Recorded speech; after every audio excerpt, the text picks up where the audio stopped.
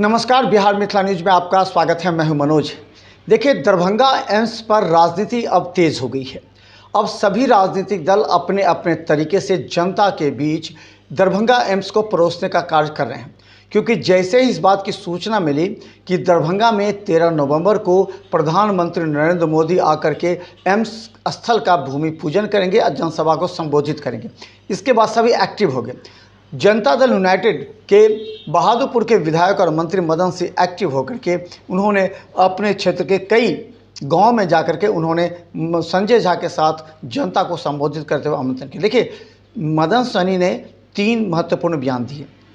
देखिए, जिस काम के लिए लोग पटना और उससे भी पहले दिल्ली जाया करते थे इलाज कराने के लिए, और बहुत सारे लोग जो जानकारी के अभाव में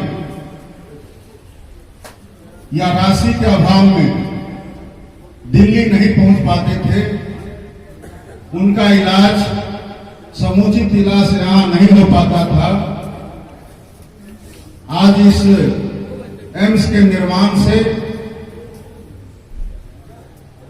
बहुत सारे लोगों को सहूलियत मिलेगा, और इसके लिए हम लोग देश के माननीय प्रधानमंत्री जी के साथ साथ मुख्यमंत्री जी के साथ साथ श्री संजय झा जी का इसलिए हम लोग प्रशंसा करते हैं क्योंकि हम लोग को लगातार इसके बारे में जानकारी है।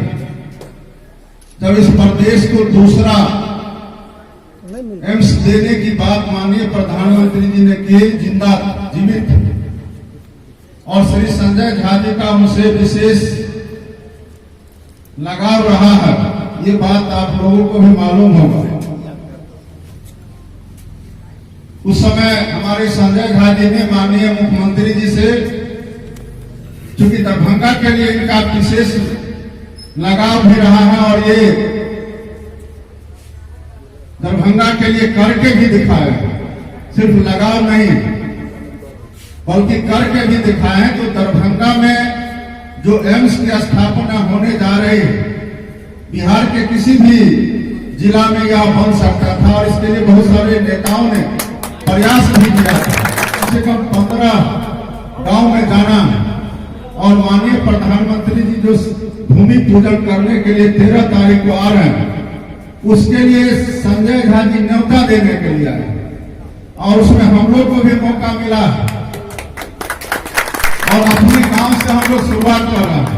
मदन सहनी का बयान इस मायने में और महत्वपूर्ण हो जाता है कि वो इस क्षेत्र के विधानसभा के एमएलए हैं, इस विधानसभा में रहते हैं, और इस विधानसभा से अगले 2025 में चुनाव भी लड़ेंगे, इसलिए इनकी भूमिका काफ़ी अहम हो जाती है।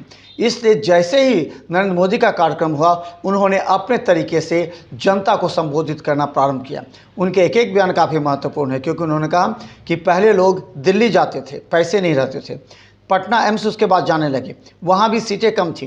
तो इस तमाम बातों को लेकर उन्होंने कहा कि अगर दरभंगा में एम्स बनता है तो काफ़ी ज़्यादा सहूलियत होगी, और इसमें उन्होंने संजय झा की भूमिका की काफ़ी सराहना की। देखिए क्या कहते हैं मदन सहनी। और इसके लिए भी हम माननीय संजय झा जी को, माननीय मुख्यमंत्री जी को, और आप सभी लोगों को हम लोग इसलिए आभार व्यक्त करते हैं कि आपने अगर हमको मौका नहीं दिया होता, और हम लोग यहाँ से आपका आशीर्वाद लगातार नहीं मिला रहता, तो आज हम लोग अगर कुछ भी सोचते हैं या करते हैं तो वह करने के लायक हम लोग नहीं रहते। तो इसके लिए तो हम अपने गांव और आप सभी अभिभावक का हम लोग ऋणी हैं।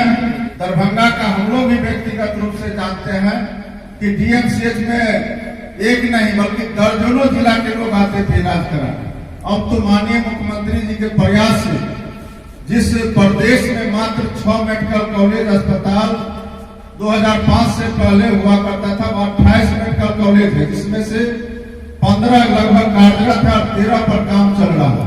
तो 28 मेडिकल कॉलेज मात्र 19 साल के दरमियान, जो 55 साल में मात्र 6 मेडिकल कॉलेज था, 19 साल के अंदर में यहाँ 28 मेडिकल कॉलेज अस्पताल हो जाएंगे। और जहाँ बेड का संख्या हर मेडिकल, चाहे वो डीएमसीएच हो, एसडीएमसीएच हो, आईजीएमएस हो, और सभी जगह 2,500 बेड का वहां अस्पताल बन रहा है।